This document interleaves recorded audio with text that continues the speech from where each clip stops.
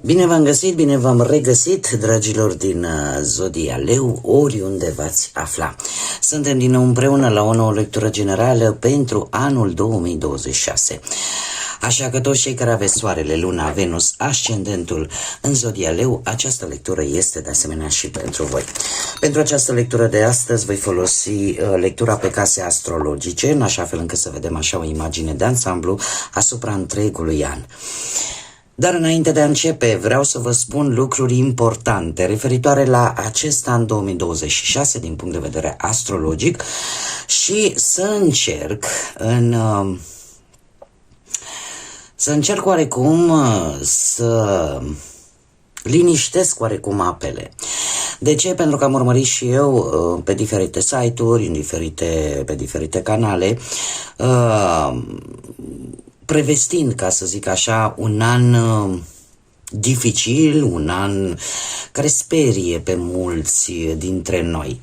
Acum, trebuie să vă spun un lucru important, de care consider eu că ar trebui să se țină cont, și anume, toate aceste aspecte astrale cu care vine 2026 au mai avut loc în istoria omenirii, au mai avut loc și în secolul XVIII și în secolul XIX chiar, atunci când lumea s-a schimbat, atunci când lumea a vrut să renunțe la o anumită structură, poate de guvernare, da? Când s-a renunțat prin Revoluția franceză la monarhie, de exemplu. Trebuie să vă spun că, într-adevăr, la nivel mondial, lumea pe care noi o cunoaștem în acest moment este pe punctul de a se schimba radical. Și nu este doar o simplă schimbare a anului, ci o resetare profundă a drumului civilizației umane. Dar nu este ceva cu care omenirea, cum am mai spus, nu s-a mai confruntat. Așa că, dragilor, indiferent câte provocări vor veni, indiferent ce transformări radicale, pentru că, într-adevăr, vom avea aceste transformări radicale, omenirea a știut să le facă față. Așa că dacă oamenii din acele secole au reușit să facă față, cu siguranță vom face față și noi, chiar dacă noi suntem din această epocă modernă, da? Ce este important de știut vis-a-vis de acest an 2026? Păi, în primul și în primul rând vreau să încep cu voi. De ce să încep cu voi? Pentru că veți avea un Jupiter care va intra, este adevărat, la jumătatea lui 2026, undeva pe 30 iunie, și va sta acolo liniștit, cumințel, până în iulie 2027. Adică, ce se va întâmpla? Îl aveți pe marele benefic în zodia voastră, dragilor, așa că trebuie să aveți încredere în propriile voastre talente, în propriile voastre forțe și în acest an, cel puțin în prima jumătate a anului, trebuie să vă asumați decât riscuri calculate și mai ales pe finanțe. Este o regulă, să zicem așa, generală, nespusă, dar pe care astrele o prezintă în acest an, atenție asupra finanțelor. De ce? Pentru că vor avea loc niște mișcări foarte speculative din punct de vedere financiar la nivel global. Piețele, de exemplu, nu vor avea pentru perioade lungi același preț, cum să spun eu, astea vor fi foarte fluctuante. Se vor schimba foarte repede. Așa că din punctul ăsta de vedere, cel puțin la nivel colectiv, trebuie să avem grijă la finanțe. Ce ar mai fi de spus, dragilor, că anul 2026, așa mai pe scurt, este un nou început. De ce? Avem și o energie a numărului 1, dat fiind că din punct de vedere numerologic pitagoric 2026 reprezintă energia lui 1, este o energie masculină yang, este guvernat de către soare, așa că pentru voi, dar plecând de la jumătatea anului, poate să fie chiar foarte benefic. Este adevărat, începutul anului, pentru voi în mod special, începe oarecum un pic impulsiv, datorită aspectelor astrale, dar, cum am mai spus, începând de la finalul lui iunie până în următorul an, aveți posibilitatea ca voi să avansați, aveți posibilitatea ca voi să profitați de toată energia asta solară pe care o dă acest astru atât de minunat, Soarele, și care este guvernatorul zodiei voastre. Ce aș mai putea să vă spun vis-a-vis de acest an? Că este un an de noi începuturi, dar în același timp trebuie să fim mult mai creativi. Trebuie să nu abuzăm de individualism. Și aici mare atenție. Acest an, chiar și la nivel politic, este un an în care liderii individualiști care se gândesc decât la ei și care încearcă să ascundă anumite greșeli, anumite, ca să zicem așa, orice persoană are și calități, are și defecte, care încearcă să facă acest lucru la nivel individual, nu va avea șanse. 2026 este un an colectiv, este un an în care cei care vor să reușească și să conducă vor trebui să își dea jos acele defecte și să le arate lumii așa, să se arate lumii așa cum sunt, și atunci mesajul lor va fi unul foarte important și va fi luat în seamă. Este un aspect foarte important. Cu ce mai vine 2026? Cu o reconfigurare foarte profundă a întregii energii globale. Ne va îndemna, mai bine zis, să redescoperim acea lumină divină din fiecare dintre noi. Acea lumină divină care se numește suflet, care se numește credință și care va schimba din temelii toate acele realități utopice, toate acele realități care, paradoxal, n-aveau nimic de văzut cu viața însăși. Ce ar mai fi de spus? Se va trece în 2025, a fost un an destul de plin de tensiune, așa că se va trece de la tensiune la acțiune și la responsabilitate. Trebuie să fim mult mai responsabili, idei vor fi și chiar bune, dar trebuie să le facem calculat, analitic, și toate șansele, oportunitățile de transformare reală, mare atenție, reală, pentru cei care într-adevăr își asumă această schimbare. Așa, per total, și cu asta închei și trec la lectura pentru voi. 2026 este un an în care măștile nu au ce să caute. Efectiv, nu au ce să caute. Este un an pentru oamenii autentici, pentru oamenii originali și pentru oamenii care își pot accepta atât calitățile cât și defectele și nu se sfiesc să le arate lumii. Pentru că omenirea, la nivel colectiv, trebuie să înțeleagă un lucru. Noi suntem sortiți greșelii, asta este, dar, lucru cel mai important, cele mai mari înțelepciuni le vom dobândi în urma propriilor greșeli, în urma propriilor experiențe de viață care la rândul lor aduc lecții pe care noi ar trebui să ni le însușim în așa fel încât să nu le mai repetăm. Așa că eu zic că este un an foarte constructiv.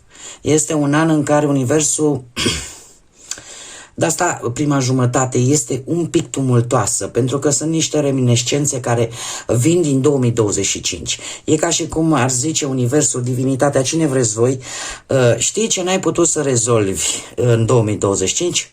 Mai ai 6 luni la dispoziție să le rezolvi în așa fel încât ceea ce voi veți clădi, ceea ce noi vom clădi cu toții în acest an cu energie 1, să fie construit pe o bază solidă, pe un teren curat, fără mizerie și fără lucruri care ar putea să ne împiedice. Bun, dragii mei, haideți să începem și să vedem ce vine pentru dragii mei din Leu în 2026 pentru fiecare casă astrologică. Să vedem.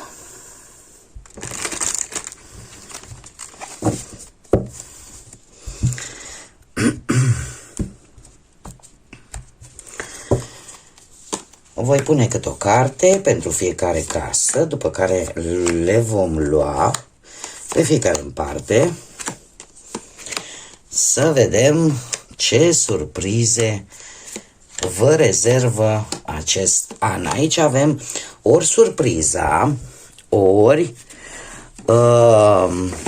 cum să zic eu, ce este important, dacă este vreo situație importantă de știut. Mi-am aprins și eu beculețele mele. Voi folosi desigur și acest oracol minunat, Yin și Yang, să vedem cum se vor echilibra energiile și să descoperim care este surpriza sau ce situație este importantă de știut pentru acest an 2026. Dar acest lucru îl vom vedea la urmă. Începem cu prima casă astrologică, care este personalitatea voastră, ascendentul vostru.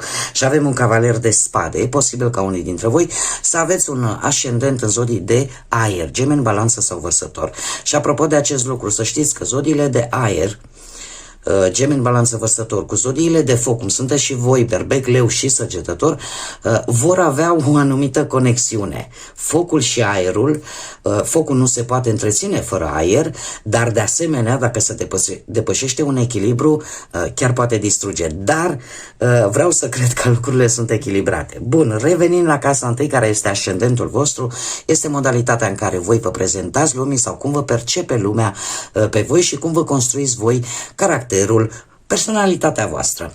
Și avem un cavaler de spade. Să știți că cel puțin în prima jumătate a lui 2026 veți fi destul de, cum să spun eu, veți avea destul de multe planuri, destul de multe idei și eu aș spune că personalitatea voastră va fi una destul de iute. Destul de iute în sensul că vă veți arunca foarte rapid. Vreți să se concretizeze ceva și vă aruncați. Toate bune și frumoase, dar așa cum am mai spus, dacă voi sunteți echilibrați, lucrul ăsta chiar poate să vă ajute. Să vă lansați în forță, dar gândirea voastră se pare că va fi una către viitor. Dar se cere acest echilibru. Se cere responsabilitate și dacă planul, ideea ta, este bine gândită, atunci chiar este necesar să nu te oprești și să mergi înainte.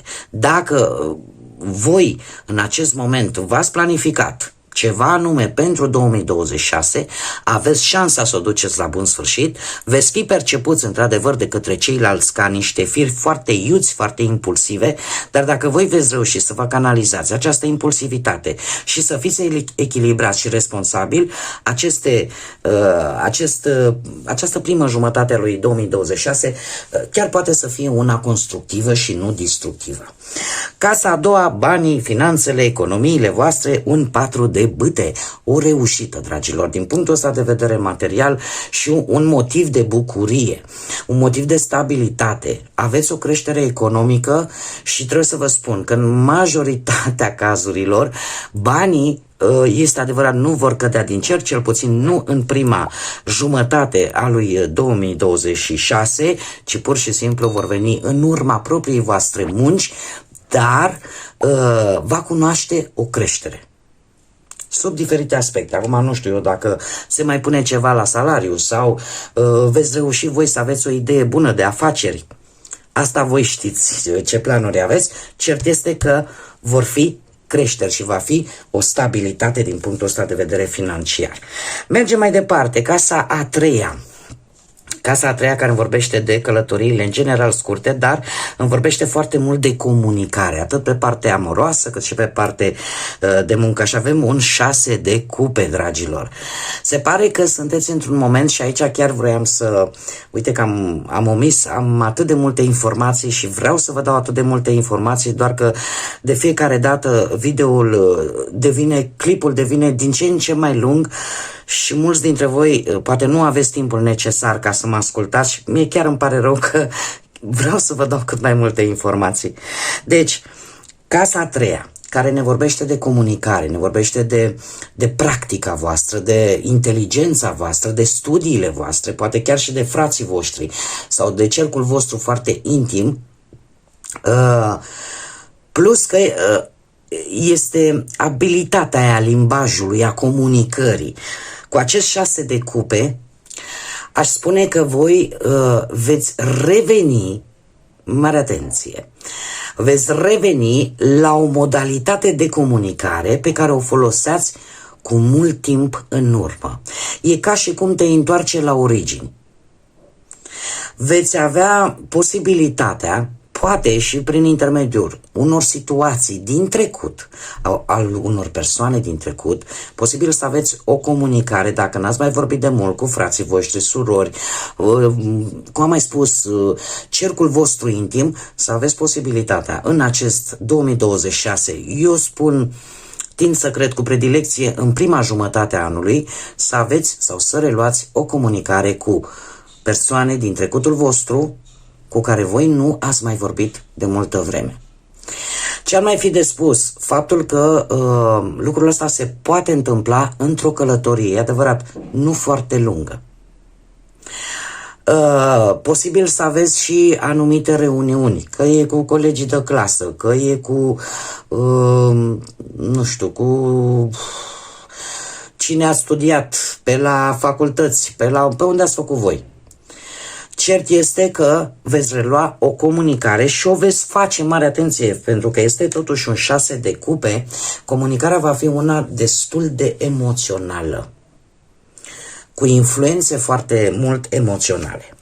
Mergem mai departe, 4, casa 4. Casa 4 îmi vorbește de familie, strict strămoși, da, ramura asta genealogică, îmi vorbește de căminul vostru, atât poate căminul natal, sau de viața voastră familială, sau de părinți, sau poate chiar de acel loc căreia voi îi spuneți casă. Pentru voi avem un as de bâte care îmi spune că vei lua atitudine și nu numai atitudine, chiar și acțiune. Asul de bâte este o carte foarte pozitivă în ceea ce privește relațiile cu familia voastră sau referitor la o anumită casă, la un anumit loc pe care tu îl numești acasă. Ca să poți să-ți faci o renovare a casei, ca să poți să achiziționezi o casă. Știu că pare imposibil sau știu că pare greu de crezut, mai degrabă greu de crezut, dar eu trebuie să vă spun că nu e chiar atât de imposibil. Tocmai de aceea chiar vreau să scot în evidență acest aspect. Nu este anul 2026 nu este bau-bau, este un an de trezire, atât. Depinde foarte mult de noi și de cum vom acționa noi. E modul universului ciclic al divinității în care ne spune, ei, treziți-vă, până când? Ieșiți din aceste paradigme, din această obișnuință care nu vă duce nicăieri. Atât și nimic mai mult. Deci asul de bâte îmi vorbește de un început promițător, un moment cheie în care voi ori puteți dobândi o casă, ori puteți renova o casă, ori pur și simplu vă vine o idee tare bună în care veți pune foarte multă pasiune și vine cu mult potențial referitor la ceva legat de strămoșii voștri, de familia voastră, de localitatea unde v-ați născut și de, de tot ceea ce vă leagă din punct de vedere biologic. Așa că și e foarte multă acțiune aici. E foarte mult yang, energie masculină. Mergem mai departe. Casa 5-a pe care o și guvernați voi, și avem împăratul, o altă zodie de foc. Casa 5-a ne vorbește despre sentimentele voastre, despre capacitatea voastră de a iubi, despre ceea ce vă face pe voi mândri, ceea ce vă face pe voi speciali. Trebuie să vă spun că casa a 5-a cu împăratul, se pare că veți fi un pic mai autoritar cu copiii voștri, cei care aveți copii, veți fi mult mai organizați și vă veți impune oarecum un pic, autoritatea într-o modalitate, ca să zic așa, militărească un pic. Da? Asta dacă vorbim de copii. dacă vorbim de capacitatea voastră de a iubi, trebuie să vă spun că în acest an important pentru voi, într-adevăr, va fi și partea financiară, dar în același timp aș spune că veți încerca oarecum să aveți reușite materiale, poziție socială, dar în același timp încercați oarecum să dominați mintea față de inimă. Și eu aș mai spune că un lucru important, planul material, dar cât și cel intim, va fi foarte important în acest an și cu predilecție chiar în prima jumătate a lui 2026, în primele 6 luni. Mergem în mare grijă, o atenționare, vine împăratul, vine să vă spună totuși, nu păstrați-vă echilibru, nu vă lăsați purtați de val, pentru că o autoritate exagerată, cum să spun eu, o impunere a propriei voastre voințe într-o modalitate exagerată vă poate transforma foarte ușor dintr-un părinte care ghidează proprii copii într-un mic tiran. Așa că încercați să vă păstrați echilibru și să nu depășiți anumite norme pe care tot voi le veți impune. Avem casa a 6-a. Casa a 6-a care este casa care reprezintă sănătatea, reprezintă capacitatea voastră de a vă păstra bunurile, de a vă păstra vitalitatea și în general așa cam cum vă organizați voi viața cotidiană. Același avertisment, avem un 5 de bâte, dragii mei. Eu aș spune că, din punct de vedere al sănătății, foarte multă tensiune s-ar putea să vă afecteze și știu că o să vi se pară foarte ciudat. Dar voi sunteți sensibili ca și organ, zodia voastră este sensibilă anatomic vorbind la inimă, la sistemul nervos periferic, așa că chiar măduva spinării și în general sângele care circulă, pentru că voi reprezentați energia vitală. Mare grijă, de ce? Pentru că e posibil, cum am mai spus, în prima jumătate a lui 2026 să aveți parte de tot felul de tensiuni, de tot felul de provocări și poate nu neapărat create de voi, ci cât create de alții. E posibil să aveți mici. Poate să, eu din suflet vă doresc să fie mici și să le rezolvați. Pentru că această casă, a 6-a, reprezintă unchii, da? În mare parte, cum să zic eu, neamurile astea cam de-al 2-lea grad. Da? Și atunci, atenție la tensiunile create cu aceste energii. Pentru că vă pot crea probleme, cum am mai spus, ori cu inima, creșteri de tensiune sau probleme cu mâinile, cu picioarele, așa că mare grijă sau chiar cardiace. Încercați să evitați pe cât posibil, cel puțin cu aceste energii din gradul 2, încercați să vă organizați viața asta cotidiană sau să vă feriți, ca să zic așa, de aceste conflicte pe care, așa cum am mai spus, 5 de bâte totuși este cartea care ne spune, da, vine un conflict bun. Aceste conflicte sunt mai mult conflicte care apar din cauza altor persoane din exterior. Și mai ales eu trebuie să vă avertizez pe cei care locuiți sub același acoperiș cu alte persoane. Încercați pe cât posibil să le evitați pentru a nu vă face vouă rău, în primul și în primul rând. Ce ar mai fi de spus? Aceeași carte vine cu acest îndemn. Păstrează-ți calmul. Încearcă să-ți păstrezi calmul și încearcă, în primul și în primul rând, să eviți. Mai bine pleci, te duci în altă parte, lași lumea să vorbească, încearcă să nu participi și să nu te lași provocat, să nu te lași purtat în astfel de tensiuni. Pentru că ție, din punctul ăsta de vedere, nu-ți va face bine ție la nivel fizic, în primul și în primul rând. Adică protejați-vă pe voi. Mergem mai departe, casa a 7, avem un 8 de monede. Dragilor, casa a 7 Vorbește de societate, de cum te adaptezi tu la nivel social cu ceilalți. De asemenea, îmi vorbește de anumite asocieri, poate chiar și cei inamici ai. La faza asta trebuie să vă spun că optul de monede o să fiți nu atenți, o să fiți foarte atenți, foarte detaliști în ceea ce privește inamicii declarați, mai puțin aia care nu știți. Dar pe aia declarați veți fi foarte, foarte atenți, foarte atenți la detalii, iar dacă vorbim de adaptarea asta socială și de cum vă veți comporta voi în societate, trebuie să vă spun că și aici atenția va fi una chiar mărită.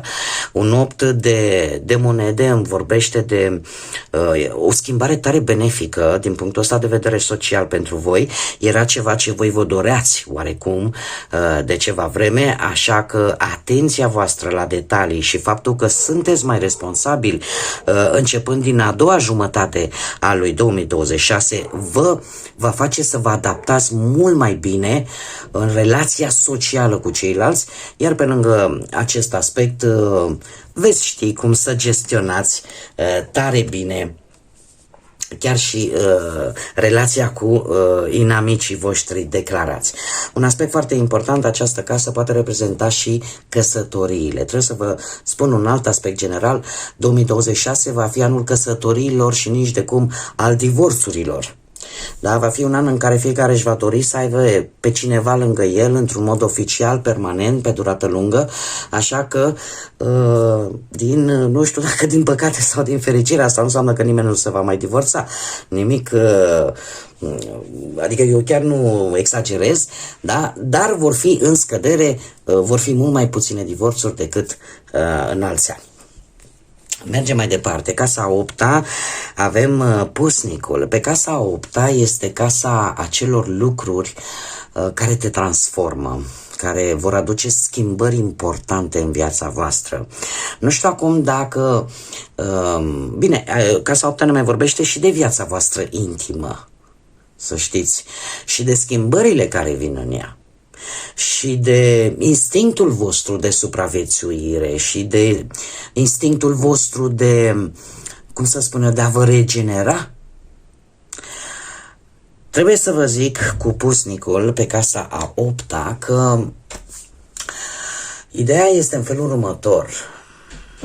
Nu veți, cum să spun eu, din punctul ăsta de vedere intim, ca să zic așa, schimbările nu vor fi unele foarte majore. Ce aș putea să vă zic?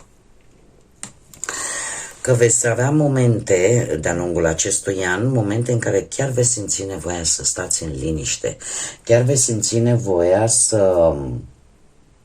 să vă reclădiți. Simțiți nevoia de liniște, de profunzimea lucrurilor. Cred că nu o să mai fiți așa de zburdalnici, ca să zic așa, să zburați din floare în floare sau din bondărel în bondărel și veți vrea ceva, cum să spun eu, mai sigur. Dar pentru asta, cumva, apare o transformare la nivel intern. Aici și aici trebuie să aveți un pic de grijă și eu cred că nu o să o faceți, dar îmi fac datoria să vă spun. Pusnicul, într-adevăr, este o carte care are profunzime, care ne vorbește de o izolare pozitivă pentru voi pe partea asta a schimbărilor importante din viața voastră. Pentru că vă veți canaliza strict dacă vi se întâmplă ceva, să zicem, negativ pe tot parcursul anului. Veți analiza de ce mi s-a întâmplat. Veți aprofundiza mult mai mult de ce se întâmplă acele lucruri, pentru a le conștientiza mult mai bine și pentru a căpăta înțelepciune. Unica chestie la care trebuie să fiți atenți, să nu rămâneți în izolare prea mult timp. Da? Pentru că în acest caz puteți deveni antisocial, puteți deveni reci în sentimente și apare singurătatea și o lipsă de comunicare. Dar atâta timp cât este o izolare benefică spre binele vostru pentru a înțelege mult mai bine situațiile care vin în viața voastră, a le analiza mult mai bine și a căpăta înțelepciune, atunci e totul perfect. Casa a 9 avem un 8 de cupe. Ce îmi sare în ochi, faptul că am mai avut un 8, deci este al doilea 8. Și dacă tot am ajuns aici, fac o micuță paranteză. 8, cifra 8 este guvernată de Saturn și este de asemenea o energie masculină yang, care reprezintă acel arhetip al guvernantului, al puterii, al instituției, al ordinii în lume. Este acel punct de unire între partea spirituală și materială.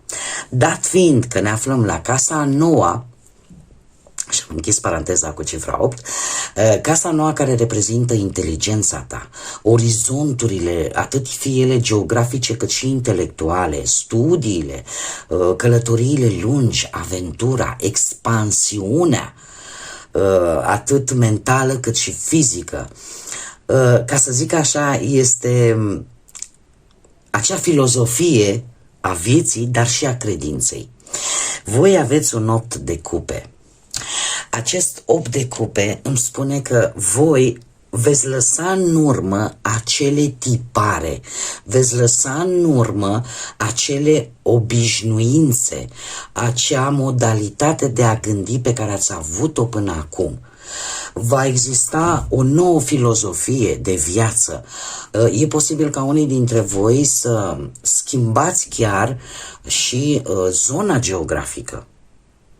Să aveți în anul următor, în 2026, o schimbare de zonă, de locație, pentru că vreți să vă deschideți orizonturile și să lăsați în urmă tot ceea ce nu vă mai funcționează.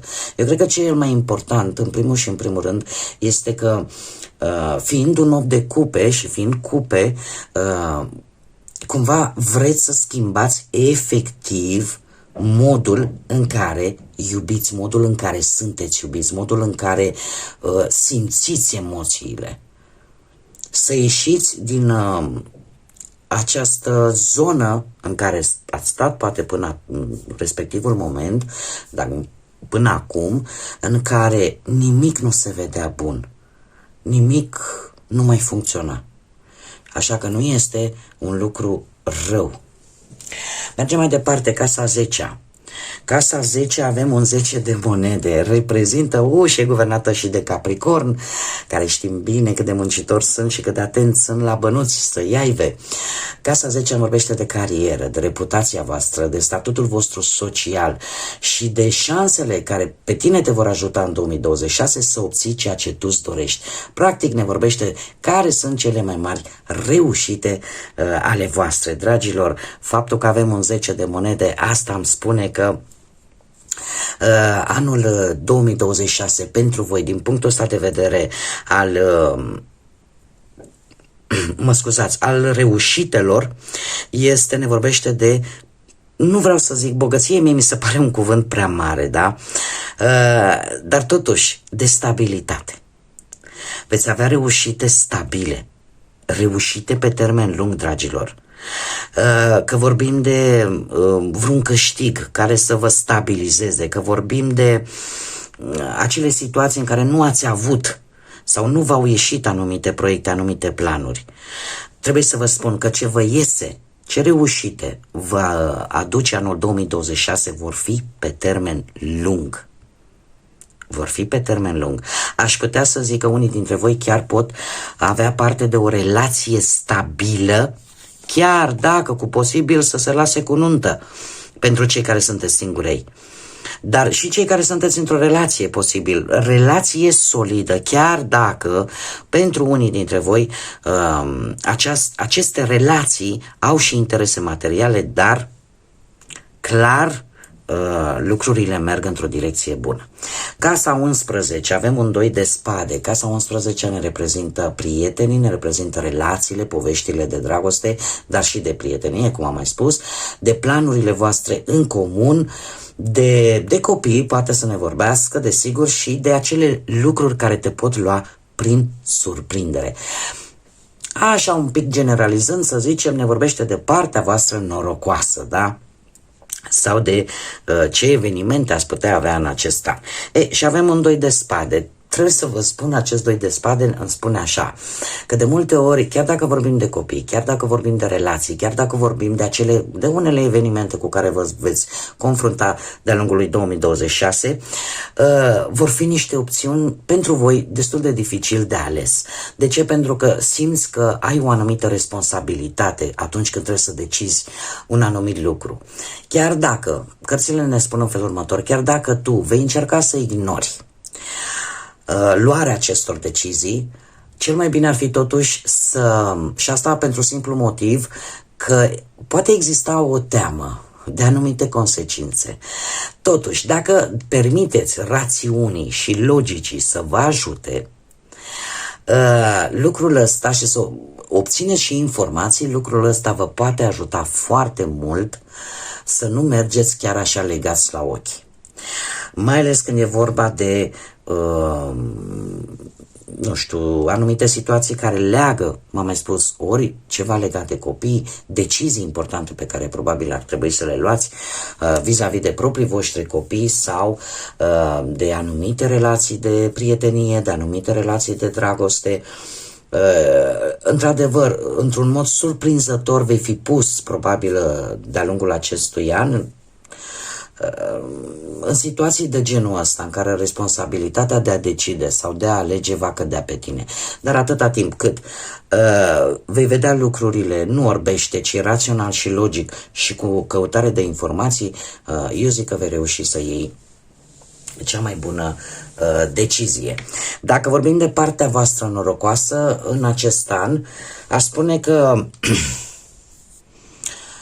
nu ar trebui să mizați pe noroc. Nu este un an în care să se mizeze pe noroc. De ce? Pentru că este un an cu energie foarte schimbătoare, foarte tumultoasă, în care cumva, adică e prea real anul ca să pui bază pe hazard.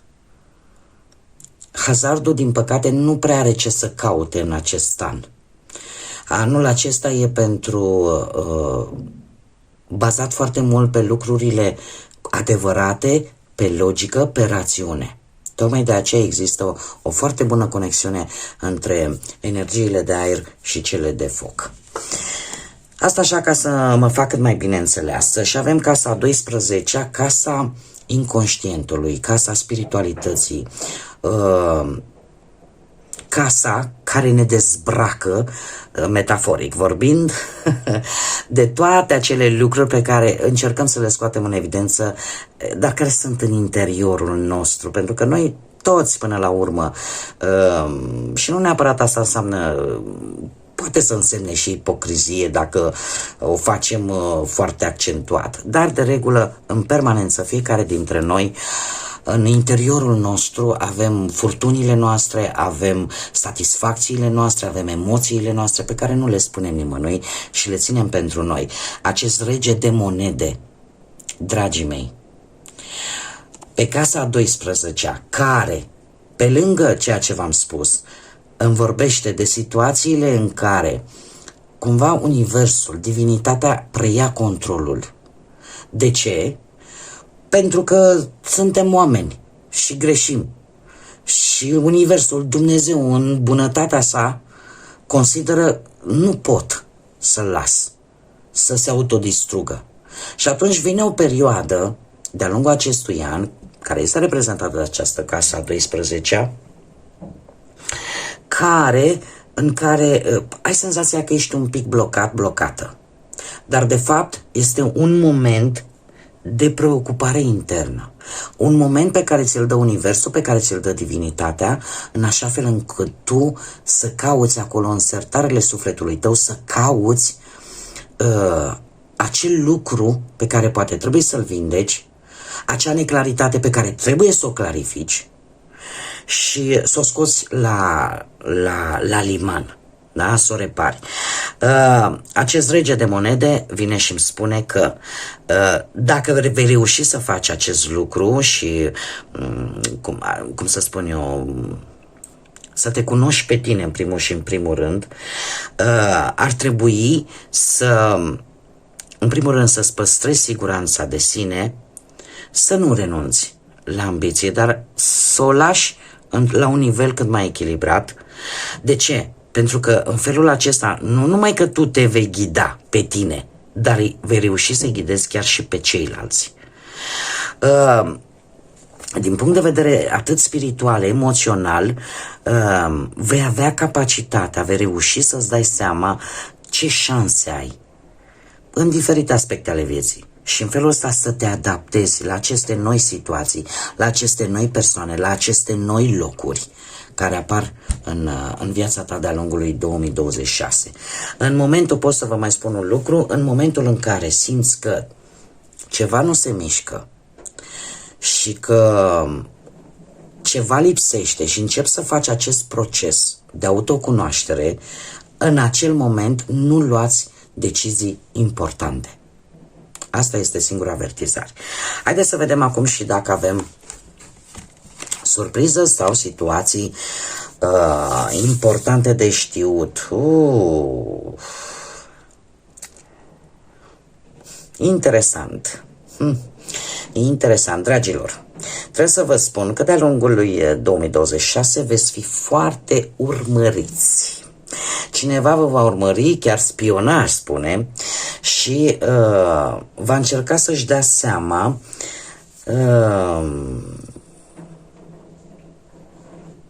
nu știu de ce, dar am senzația că e legat foarte mult de partea sentimentală. Este cineva care, într-adevăr, vă urmărește toate tabieturile, vă încearcă să vadă exact fiecare pas pe care îl faceți. Acum, aici mie cartea îmi vorbește de invidie. Poate să fie și acest lucru. Dar urmărind celelalte cărți, avem un 3 de bâte, nu? Un 3 de bâte care îmi vorbește de ceva legat de o călătorie sau ceva legat de un curs, de un studiu, în care tu vei fi angrenat. Și eu aș spune aici, mie mi-apare o uniune, mie mi-apare o conexiune cu energia unui suflet pereche. Acum nu știu dacă aici vorbim de aceeași persoană sau de o a treia persoană. Aici voi veți avea de deslușit acest mister, dar e clar că aici este cineva care într-adevăr vă va urmări și va fi cu ochii pe voi, pe site-urile voastre de socializare, acolo unde se va putea.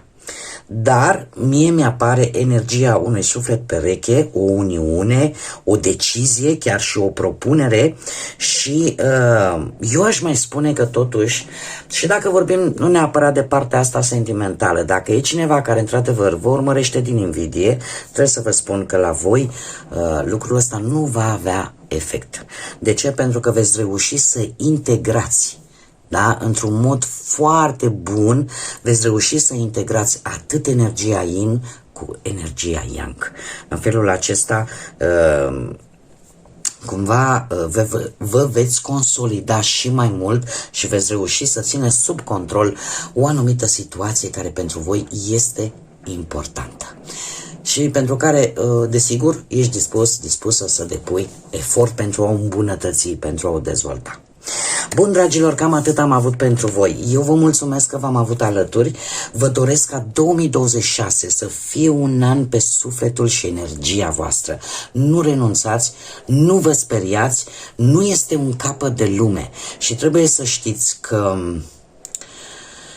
omenirea, așa cum am mai spus, a putut să treacă prin lucruri de-a lungul istoriei, întregii sale istorii, a trecut și a supraviețuit.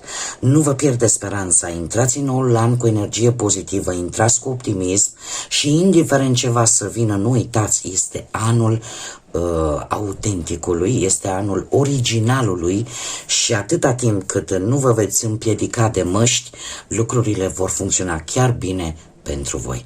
Până data viitoare când ne vom reîntâlni la mulți ani pentru 2026, să fiți bucuroși, să fiți voioși și din partea mea, eu vă doresc să fiți iubiți și în 2026.